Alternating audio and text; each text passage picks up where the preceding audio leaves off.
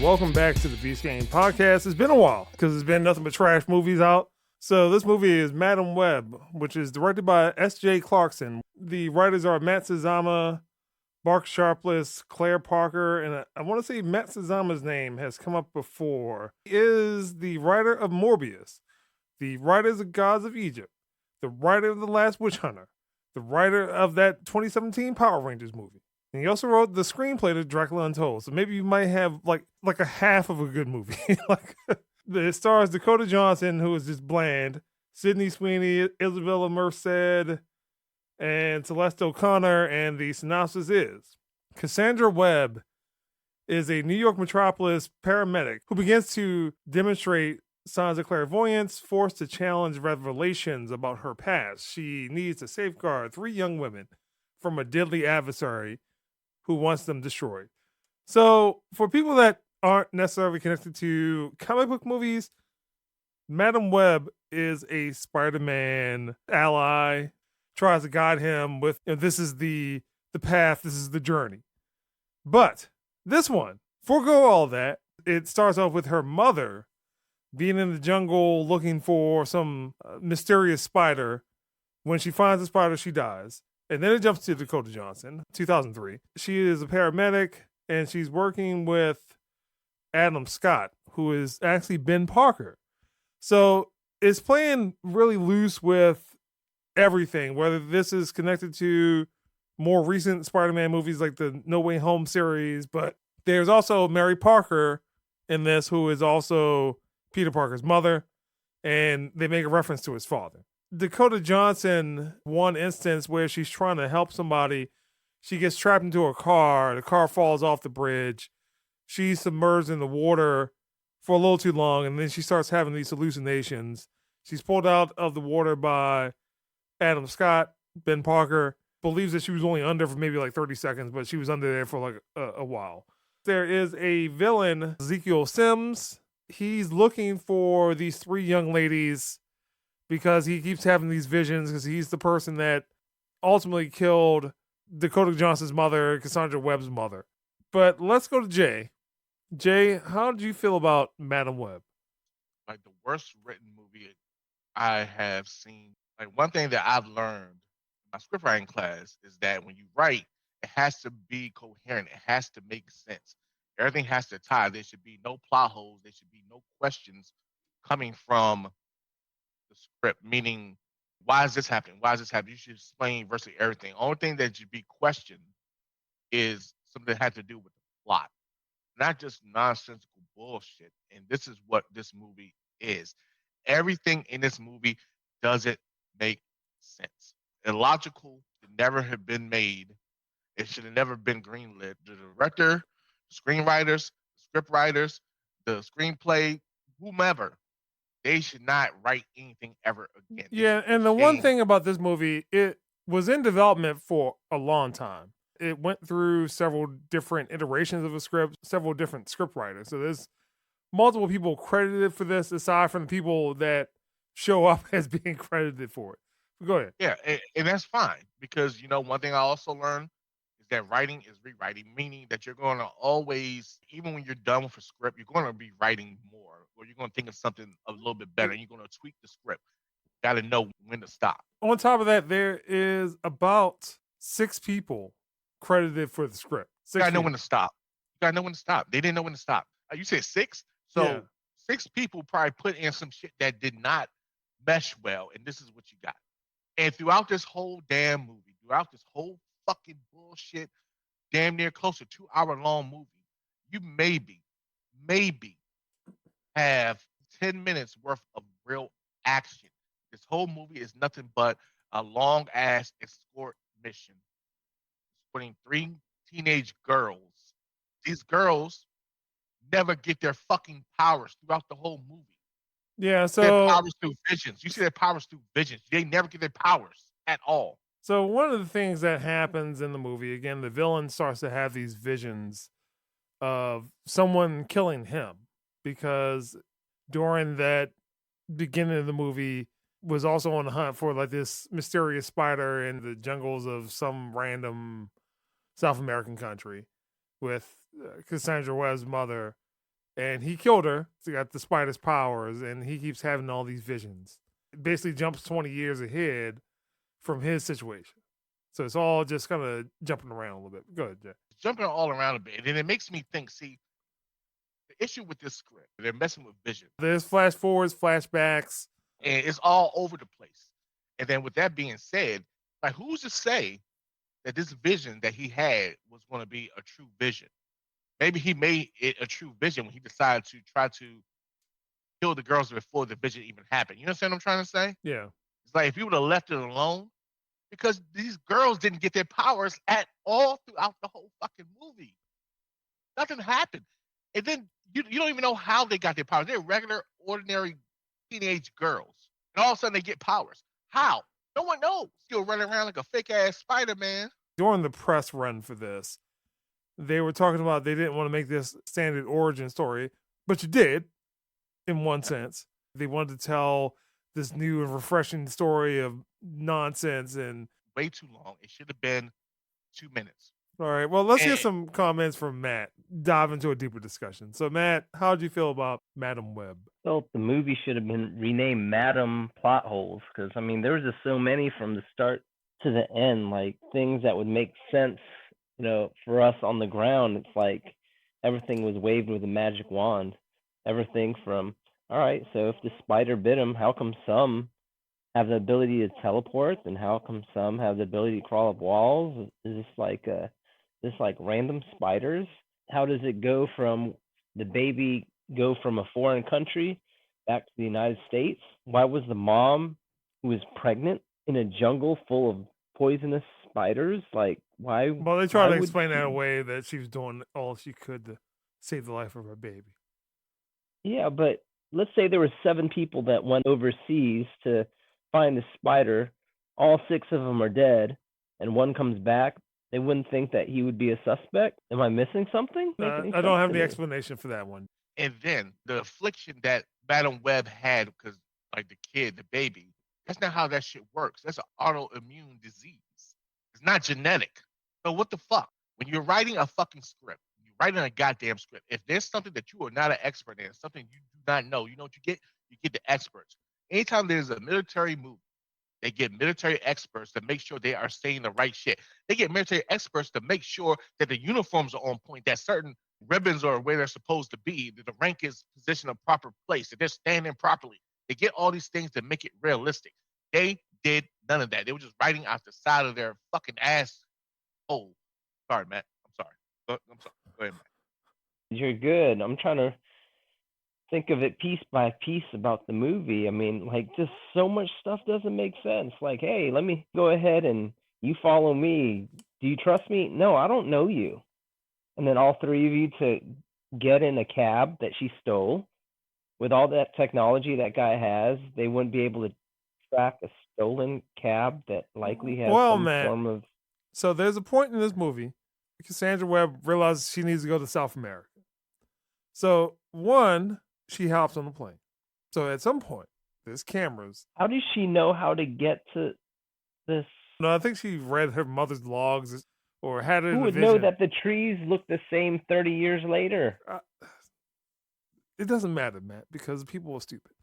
So, like they would know? But she goes on a plane, gets off a plane, goes in the jungle, has a little stupid experience, comes back to the U.S. So at no point in time where the villain is using technology, he's using AI technology to find somebody that left the country and came back. Not to mention, she had to go to the airport, and this was like 2003, post 9/11, when everybody was security. Yeah. And I was telling James earlier, I was like, hey, this movie kind of reminds me of a video game in which you're leading like a hostage situation, your NPCs from point A to point B. Well, it's like a big cutscene. Yeah. And they do opposite of everything that you tell them to do. You tell them to go left, they go right. You try to hide them, they jump in between both of you where bullets are flying. Like, this doesn't make any sense. And then come to think of it, like over at a Silver Diner, where them kids started standing up on the table, like not one of the daggone waitresses would have yanked them out. And then for the daggone cab to crash through the front of the Silver Diner, and when they left still intact, let alone hit that little fake Spider-Man. Like, he can see visions, but he can't hear a car going pretty fast crashing through the door. And not even that. How tough was that damn car? The lights were still intact. Again, the car was damaged, but the car looks fine in the next scene. This movie is nonsensical, and I think it stems from the fact that Madam Web is really just a supporting character in any iteration of Spider-Man. It does not require someone to make a whole movie surrounding Madam Web, basically try to be some fake Charles Xavier. The director of this movie has only really done TV shows. It's on display in this movie. One, the acting is terrible. The acting is basically CW level acting. There's really not much going on other than just kind of like a long drawn out drama and CW level bad guy.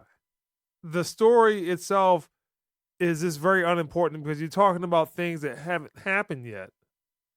But you keep flashback, flash forward, then she's replaying the same moment within the same scene, either flash forward and flashback after a while because she can't control it. So it's not like she's doing it intentionally foresee the future. You're playing fast and loose with the Spider-Man universe.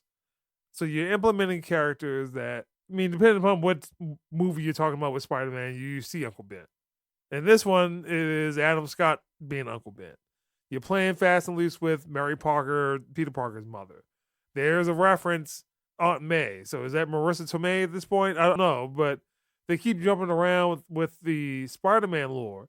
For Sony to also help with the Marvel Spider-Man movies, to not have an equivalent movie solely from Sony that is up to even the level the first Spider-Man movie, Homecoming, to not have something up to that level, and then it seems to get worse and worse and worse. So Redeem tour for like all these past comic book movies that in this meta universe of movies, we need to compensate for the fact that these movies were terrible. The Amazing Spider-Man is a terrible movie.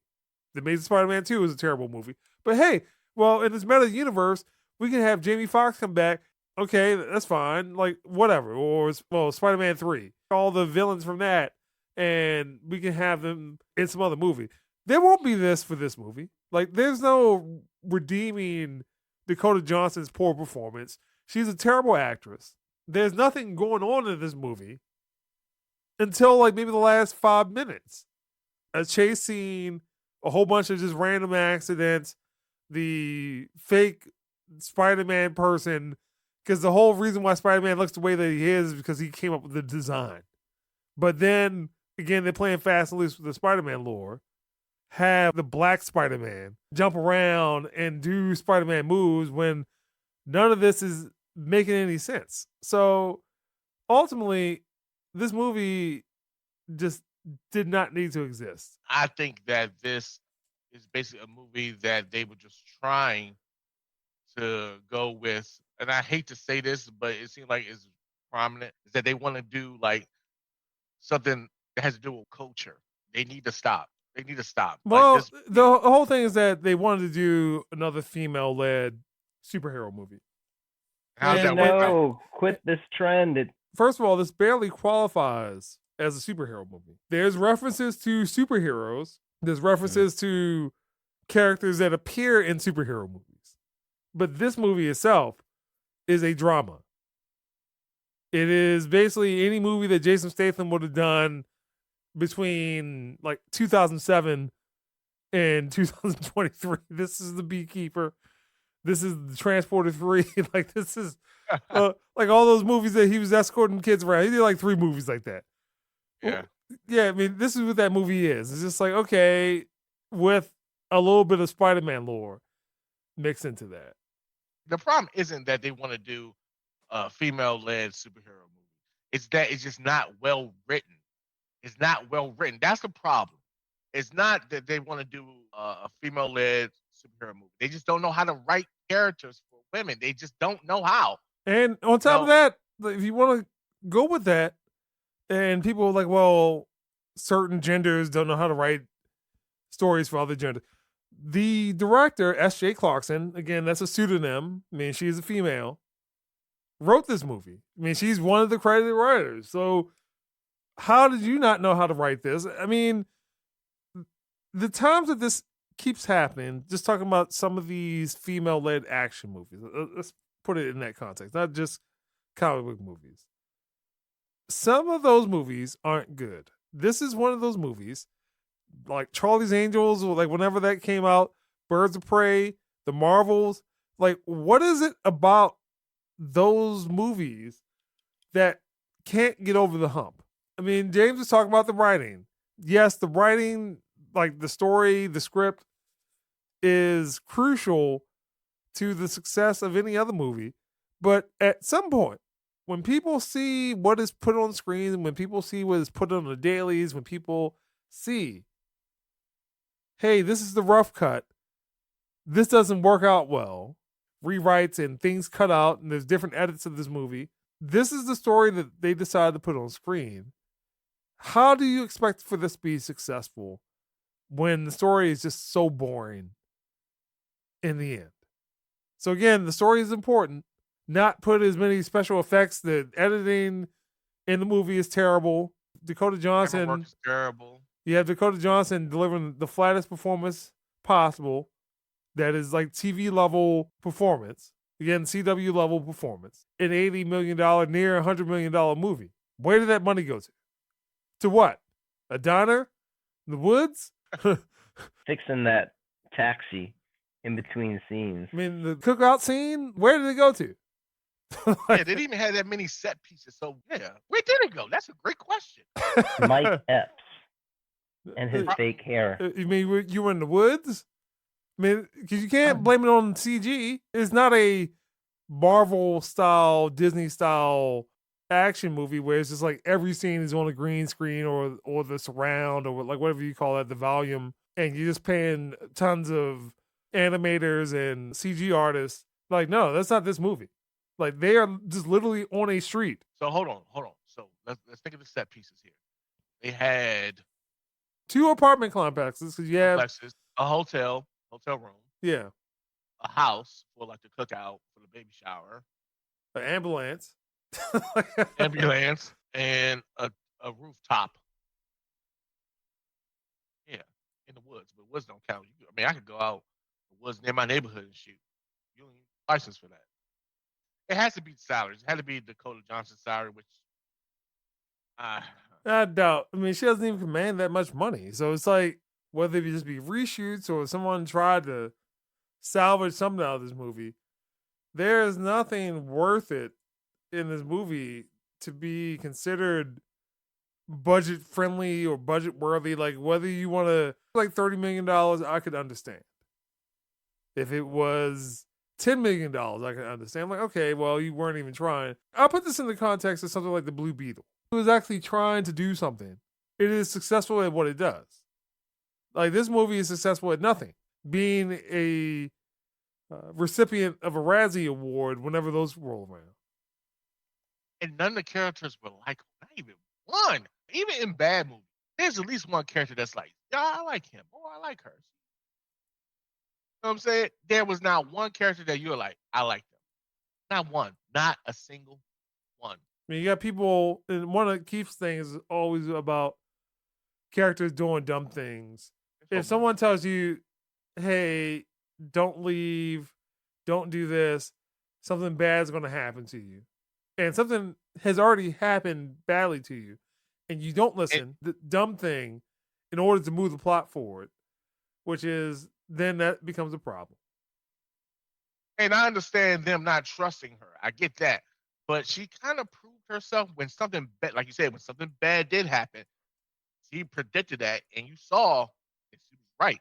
So she's telling you, don't do this, don't do that. Even though you may not trust her, you may want to listen. Maybe a little bit. You just may want to listen. But these are teenagers, man. That still doesn't excuse the poor writing. Like, at least make the characters interesting. There's nothing redeemable about this movie. Nothing redeemable. They are interesting. They just do opposite of what you told them. I was thinking about this shit all last night. Why did she want to save them? Was it that she was like, oh my God, I must save these girls. He don't know those girls. Why? Well, because she had a vision and she's a good person. And look, he ain't trying to save Mike Epps. Could have did more. Did something to the tire, make sure he didn't drive off. Right, but nah. And the thing is, you had a better chance with him because he actually knew you. He would trust you. Yeah. You're going to try to save these 3 random girls that don't know you. All right. Well, let's wrap this up. The movie doesn't deserve this long of a podcast, but Jay, what score would you give Madam Web? I give it a 0. I think that you should avoid this movie at all costs. If you want to see a bad movie, see something else. This is beyond bad. Matter of fact, Barry, I was telling you this yesterday. I watched Tubi. Like shit. I love Tubi. The mecca of bad movies. This does not deserve to be on Tubi. That's saying something. If I'm saying that, this does not deserve to be on TV or any free streaming service. It doesn't deserve. Never been made. Once it went through all those rewrites, they should just, you know what? Let's just hold this L. Yeah. I mean, Warner Brothers does it all the time. Film a whole movie. The movie's ready to release. They put out a trailer for it. And they're like, nah, dog. Sorry. Man, it's a tax write-off. If you watch this movie, I suggest you be inebriated in some shape or form. Maybe you'll find some type of entertainment with that. But even then, I still don't think that you will find this movie enjoyable. It's not awful. All right, Matt. I give it a -6. They should give me points for sitting down and watching this movie. This movie's horrible. All the missing plots to the common sense, like the fireworks were strong enough to break a hole through a brick and had like a convenient opening for them to go through, but when it hits her in the face, it blinds her. It didn't shoot through her skull. This movie's horrible. Like, what's the point? Sony, just stop. Just stop. Whatever you think of doing, do the opposite. Save the world some time. You will not get your money back. No one's going to care about this. This will probably win Razzie of the Year. -6. In reality, 0. Just there's a reason why this is getting the horrible reviews that it is. Because of lack of effort, lack of cohesiveness, and the lack of a character, which it's built around, which is their problem to begin with anyway. Absolutely useless movie. Does not even qualify for as bad as good type of thing, where it's just like, turn this on a weekend and watch this. Like, this movie, an extended maybe 4 or 5 part, 6-part TV show. Maybe that might have been a better route for this. Like, I don't even know what streaming service Sony has, but maybe they should have put that out. This movie is so bad that Sony also had some other Spider-Man related shows lined up that, at least for one show that was called Silk, like something spider related, so this would again be in the Spider-Man universe, that they canceled that TV show because of this, how bad it was. This movie was so bad that they only put out one trailer for it. This movie is so bad that generally February is the dumping ground for bad movies. There has been kind of a trend, change that to actually put out some good movies in February. But generally February is the dumping ground for bad movies because at some point you can write this movie off. It's out of the memories of people by like March, and you just kind of move on. They try to put this movie out. They try to sneak it out on a holiday weekend. So that means more people have a chance not to see this movie. Because even before the movie came out, Dakota Johnson fired her agency. Before this movie came out, Dakota Johnson was like, she's not even going to see the movie. Apparently, she went to the premiere and must have dipped out or something. I don't know. That's how bad That's her own movie. That's how bad it is. Yeah, she's like, I don't want to see this movie because of something I want to overanalyze. I'm like, no, you don't want to see yourself in the bad movie because I don't want to see you in the bad movie. So this movie is getting a 0. There's this joke about this movie makes Morbius seem good. And I have to agree. At least Morbius had a somewhat cohesive story. The story sucked, but you can understand it. Right. You understood it. I'm not saying it was good. It just made sense. But Sony still has 2 other superhero movies. So in the year that Marvel decides to fall back, they're like, we're only going to put out 1 movie this year, which is Deadpool. Whether that's good or bad, like, I'm not the biggest Deadpool fan. First one is okay. Did not like the second one too much. But this one, the next one, has Hugh Jackman, Wolverine in it, so we'll see how that turns out. Marvel was like, hey, we hear you.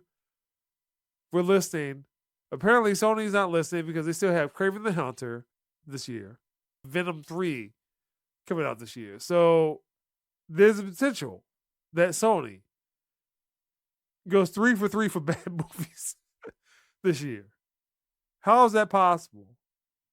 How is that possible? Like I said, this movie is bad. No one should see this movie. Dakota Johnson does not even want to see this movie, and that's Beast Game Podcast.